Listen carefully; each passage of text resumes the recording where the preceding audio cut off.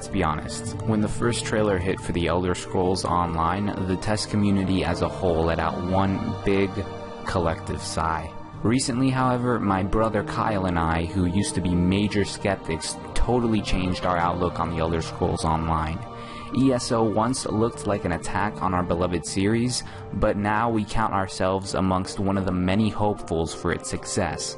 The reasons behind our transformation can be found in our previous 3 videos that have hopefully served as a kind of prologue to not only underline what we want to see from an Elder Scrolls MMO, but also to get you hyped. If you haven't watched them, I highly recommend you at least watch the 21 reasons to be interested in ESO. If you aren't looking forward to the Elder Scrolls Online, chances are you haven't heard what the gamers who got to play the pre-alpha have to say about it. Trust me, it comes with my guarantee to make you a hopeful for this game. Anyway, our new discussion-based videos, unlike our previous ones, are less preachy, unscripted, and set out to bring our fellow ESO enthusiasts together for news discussion and hot topic debates.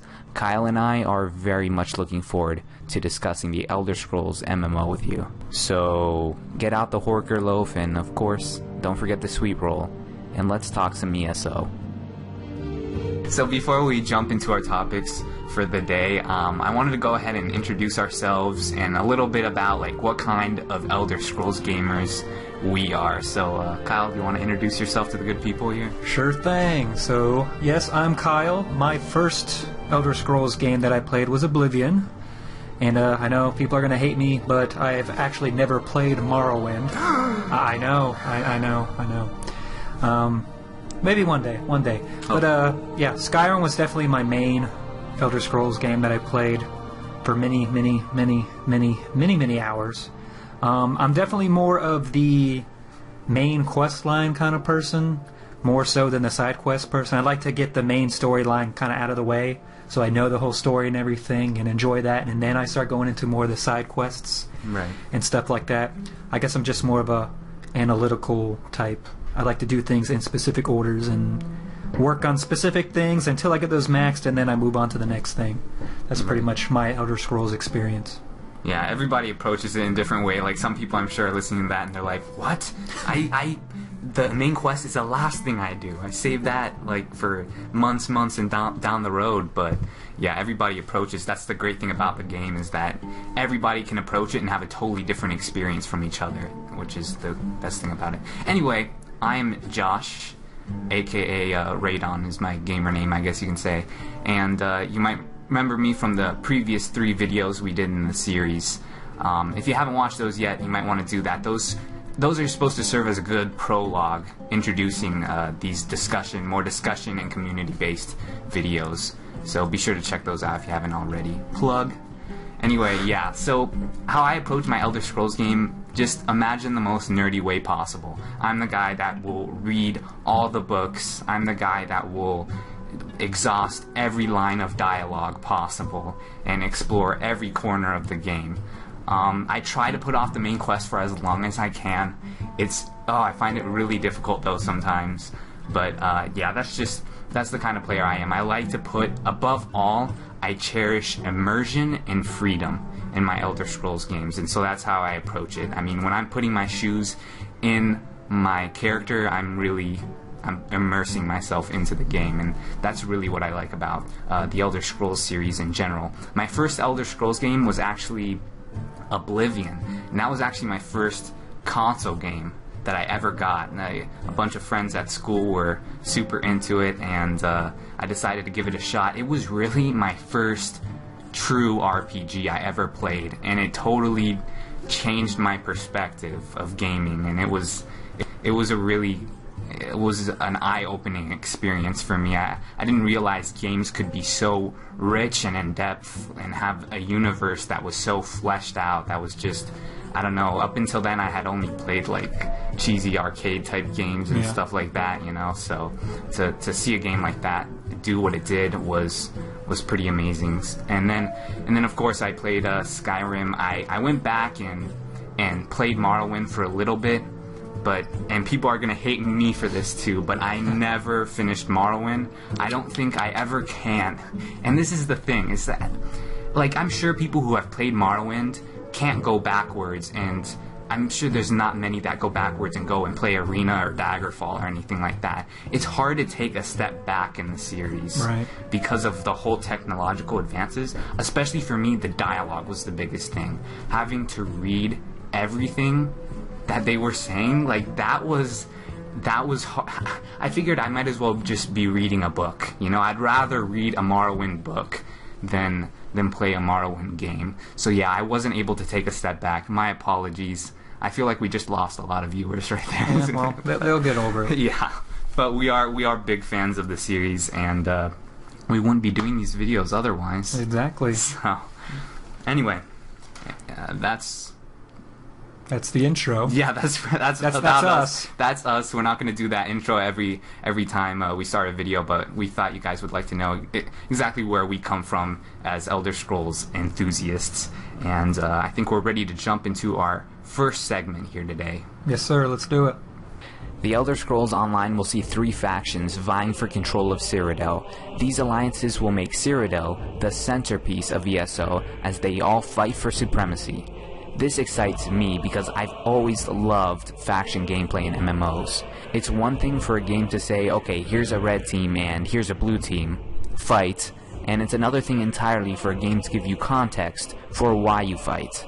Although most players agree faction warfare is one of the things that they're looking forward to in ESO, there is one hot topic debate that has everyone up in arms: faction-locked territories. Okay, so before we jump into the controversial topic of faction-locked territories, let's just start out by, I want to ask you, what faction, Kyle, will you be joining in the Elder Scrolls Online? Oh, you already know. I do. The Ebonheart Pact. You've already pledged your sword. Oh, I'm full-fledged for the Argonians. I'm just hoping they fix their faces. Their ugly gorilla faces. Yeah, they're very weird looking. They're not lizard looking at all. Yeah, the ugly square-looking screenshots that we saw of the ugly square-looking Argonian faces takes us back to Oblivion and their ape-like avatar faces that they had. It wasn't the most beautiful thing. Yeah, I hope they go to more Skyrim-looking.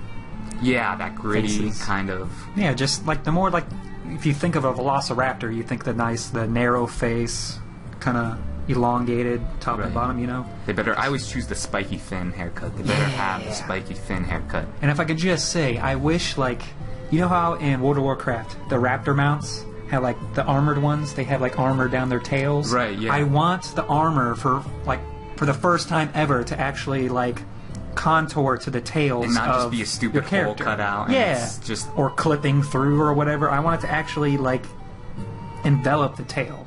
Yeah. Like let the armor be like continue down the tail. No, that would be cool if they actually took their time to do the aesthetic there and have it. That would be neat. Because up until now it's just been a stupid tail coming out of like any MMO you've played. It's just they don't take any time on that sort of thing. And also, it's not just because of the Argonians. It's because Ebonheart Pact is the first alliance that they've been working on. That's what all the videos and screenshots are from. Yeah, from they the seem to Ebonheart have Pact. a slobbering love affair Yes. with the Ebonheart Pact. And the most amount of time is probably going to be put into it since it is the first one. And it has the most territory. Yeah. It has the most territory. It does. That's true. It takes up a huge portion. If you look at that map and we'll put it up, like it does take up a big chunk of the map. The Ebonheart does. Like every poll on any forum, you see a poll that says, what faction do you want to be a part of? Every single one, the Ebonheart Pact is leading in it. Yeah. You know, and that's because, they have the 3 best races, I think, at least the 3 most popular races. Nord especially, since you're just coming out of Skyrim. Yes. That's what everyone wants to play as. They all want to be a Dovahkiin. It's what they're familiar with. And then you got the Dark Elves, which have always been a popular race. I think they're cool looking, and their armor looks pretty badass. Oh. It's like Spartan style, like from 300 movie. Yeah. Pretty cool looking. Yeah, they've stuff. always had a cool aesthetic there with the Dark Elves. And then, of course, you have the Argonians, which I think a lot of assassin-type players, they always go. They're in a very eclectic race. Apparently they have, they can dabble in everything. Magic, stealth, blades. Oh, yeah. So, they're the guerrilla warfare type. Not to mention, they always just look cool. Yeah. Yeah, but, Anyway, yeah, as for me, we actually took a poll on the site about what faction you want to join, and I thought it was going to be a landslide Ebonheart, without a doubt, but it wasn't. Did you? I didn't even. You didn't get a chance to look at that poll? No. Okay, yeah, no, that poll actually already closed, and it ended with half. Well, some people wanted to be some of the other factions, but the two in the lead were Ebonheart, and tied with Ebonheart was the Aldmeri Dominion. Ugh, all those elf lovers. We have so many elven fascists following more elven fascists following our blog than I thought we did. But yeah, I was very surprised to see that, and I have to make a confession to you here today, my brother. I have to make a confession. I think I'm leaning a little towards the Aldmeri Dominion. Ah, you can't do that. I know. This sucks. This really sucks. Okay, we encounter a problem here. Say I did want to go Aldmeri Dominion, and I went Aldmeri Dominion, and you go Ebonheart. We can't play together, and the whole thing behind the mega servers is that we're not going to be separated, server-wise. But if you think about it, the Elder Scrolls Online kind of has 3 servers. You have the Ebonheart server, you have the Daggerfall server, and you got the Aldmeri Dominion server. Because of the lockout. Because of the lockouts. And we'll get more into that about, there's a interesting thing going around the forum about removing race restrictions, which I definitely have some opinions about that. But alliance restrictions? Yeah, like an elf can go fight for the Daggerfall and stuff like that. Which we'll get into that. I'm sure we have a lot to say about that, but we'll get into that a little later. But yeah, the reason I'm leaning towards the Aldmeri Dominion. Don't get me wrong. When I was playing Skyrim, I hated the freaking Thalmor. I hated them. I killed them, and any chance I got, I killed those honorless whores. But no. But the reason I kind of want to be a bad guy, I don't coming off of SWTOR. You want to be the anti-hero. Yeah, I want to be the anti-hero. And God, there's people out there that will fight and say Aldmeri Dominion aren't bad guys. They're just a faction. Guys, they're bad guys. Okay, they're as bad gets. Their belief is that it is literally their divine given right that they should rule over all the other races in Tamriel just because they're the oldest race. Their mentality is basically, we got here first. Yeah. We call dibs. And all the other human races are just like monkeys. Yeah. And don't deserve to rule. If that isn't bad, I honestly, I don't know what bad is. So, but anyway, yeah, that's why I'm leaning a little bit towards... and they're totally using the Khajiit, by the way. They're using them. They don't like them. Yeah, they're really just their house cats. They'll throw them out the first chance. I wonder if they purr. They purr. No, I doubt it. Probably not. Some of them do when they talk. Anyway, it's time to move on to our hot button topic, which is faction lock territories. If you've visited any Elder Scrolls forum or even our comment section in our previous videos, people have brought this up. It is the whole idea of faction-locked territories. The faction-locked territory basically means that a Nord can't go to Somerset Isles and vice versa. A High Elf can't go to Skyrim. These nations are at war with each other, so they shouldn't be able to just stroll in and frolic through their fields, Basically, let's just go ahead and go over, what side do you fall on with this? I'm actually for it. You're for it? Yes, but I think it's a matter of how they implement it. For an immersion standpoint, I don't think you should be allowed to enter an enemy's territory and just expect to be able to frolic around the main cities and everything and not possibly get shot at or whatever, or get killed right off the bat. But I also don't think there should be an invisible wall that just keeps you from being able to go into there.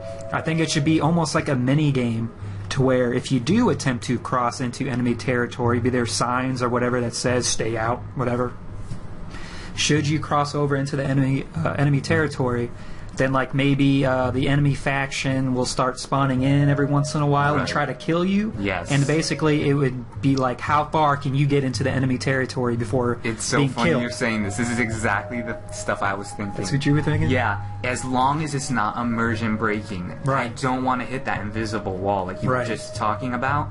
If I'm approaching Morrowind, as a who's not allowed in Morrowind, a Breton, I don't want to hit a wall and the text show up in the upper left-hand corner and says you can't go that way. That I can't imagine anything more immersion breaking than that. What I want is basically what you said. Like, I want to see like garrisons and stuff, and if I try to approach the border, if they were to make them faction locked, I want to get like 1,000 arrows being pierced through my body because I tried to get across the border, Like, don't let it... And because of that, if they approach it that way, it won't be a game breaker for me. I will be fine with that if that's the way they go about it. Exactly what you just said, in an immersion-friendly way. Or maybe make it like an option for a diplomatic passage or something like that. Like, where you have to talk to someone before entering the enemy territory that are saying like, what are you doing here, you're not allowed in, whatever, like that. And then say like you're on some kind of like diplomatic mission or something like that gives you free passage into other enemy territories as long as you don't start attacking anything. If you start attacking stuff, then they're free to just kill you on sight, basically. Yeah. Something like that would be fine, and too. I would like something like that. This is the thing, is that I count myself as against faction locked territories. If you were to ask me, I would say I'm against it. Just because it's kind of... I see it as lazy on the side of ZeniMax Online Studios, because I think there is definitely a way to have these territories not faction locked and still be immersion friendly, and above all, like, I think people's biggest concerns, because this is a mega server, there's no PvE PvP server. People's biggest concerns are that, first of all, they'll get ganked. Right. And their other concern is that it'll take away from PvP in Cyrodiil. Right. Which is where PvP should be driven to. It should be driven to the whole zone dedicated to it, which is Cyrodiil. Now, what I would say to the people who think that it will draw away from Cyrodiil, no, it won't. Because basically there's no... Just like in World of Warcraft, I'm going to use World of Warcraft as an example a lot. First of all, because as much as I like to rip on it, it was a great MMO, and I had a lot of fun playing it. Not only that, though, but if they got anything right, they did the whole faction warfare right. We'll refer to it as like the godfather of MMOs. Yeah, I mean, it really... Yeah. They set a lot of standards. A lot of them have been broken already, but they were like the benchmark for MMOs. Most definitely. So that's why we refer to it and we compare to it, because even though, it's old and everything, it's set a lot of standards for even today's MMOs. Exactly, and I'm sure a lot of you have played it too, so they'll definitely relate to the biggest audience of people. But yeah, in World of Warcraft, when you were attacking, say you just decided to go off and attack a Blood Elf village as some Alliance guy, you didn't get any credit for that. You didn't get PvP tokens. There was no benefit outside of this is fun. That was pretty much the only reason. So, one, it will not draw PvP away from Cyrodiil, because Cyrodiil will have that rewarding PvP experience. I'm sure, I don't know exactly what ZeniMax Online Studios is going to do with their whole PvP zone, but I'm sure there's going to be ranks and all sorts of rewards you can get from PvP, like in any MMO. But yeah, it's not going to take away from Cyrodiil at all if they did decide to unlock the territories. And then, what was the other thing I mentioned? Dang it, I can't remember what the other thing I said was. Oh yeah, people who don't want a PvP. People who are afraid that they'll be questing and they'll get ganked. Okay? That doesn't have to happen either. I'll again refer back to World of Warcraft and their PvE servers. On a PvE server, you would go into you'll go in enemy territory, and you'll get flagged yourself as the intruder. Will get flagged for PvP. The people inside their own territory aren't flagged for PvP, so you can't just gank them unless they're flagged. And that's a simple, very easy mechanic, and something that ZeniMax could easily do. Now, another thing that people fear, some high level guy is going to come to my low level village and kill all my quest givers, Right. and then I'll have to wait around. Okay, well here's another. It's an immersion thing, right? We can, if a guy attacks a village, just like you said before, what would happen in say in Game of Thrones when what's his name, Greyjoy guy, Theon. Okay, Theon Greyjoy goes and attacks Winterfell. Right? What happens when an enemy attacks a keep of an enemy? What happens? They call in the banners. Right?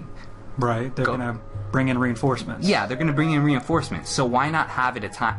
The moment somebody attacks a village, why not have a timer within like a couple minutes, or even it could be an immediate too. First of all, there'll be guards in villages, I'm sure.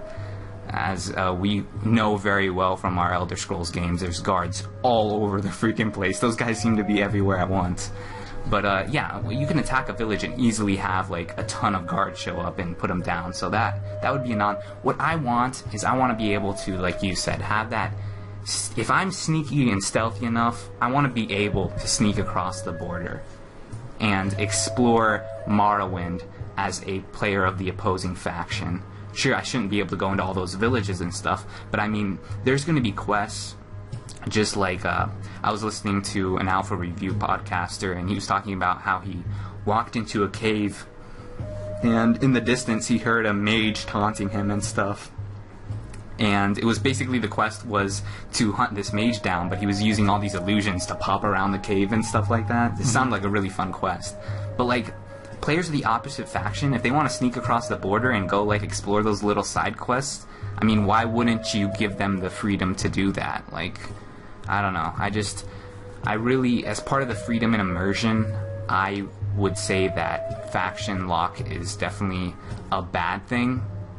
I think that they could, if they took the time to work with it, they could easily unlock the faction territories and make it sort of a... Because, I mean, being behind enemy lines in an MMO is fun.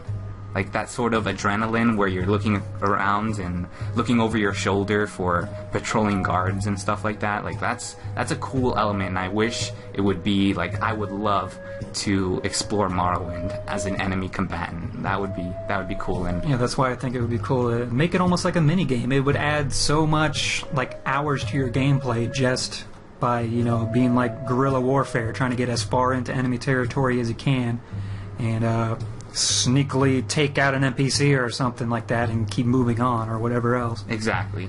But, you know, being that I'm for it, being that you're arguing for it, I can understand by ZeniMax Online's viewpoint why they want it in there. Because, like, one, they want you to play all the different alliances and not just stick with one. I mean, obviously have a favorite, but they want you to, you know, play all the different alliances. One, because it'll keep you on in the game longer, since you do have to remake or re-roll a character. And I just don't see how you would be able to, like, you have to quest and do your main quest line. You have to do it through that territory. You couldn't do your main storyline in some other territory. And I don't know, it seems like a big time waster to me. To go, oh yeah, sure. It would be, nobody's gonna go and say, hey, I want to go level in Morrowind as a high elf, you know, because that's an enemy territory. It would be much more of a thing like for the thrill of the having to sneak across, and you know, it's more of a freedom thing. It's not so much of would this be beneficial to me. It's much more, if I wanted to do this, could I do it? That's always been a question we ask ourselves in an Elder Scrolls game, is if I want to go do this thing and kill this guy or sneak up on top of this... Should be able to. Yeah, The developer shouldn't be telling you, no, you can't do this. Exactly, and that's the thing that I think a lot of people have trouble with.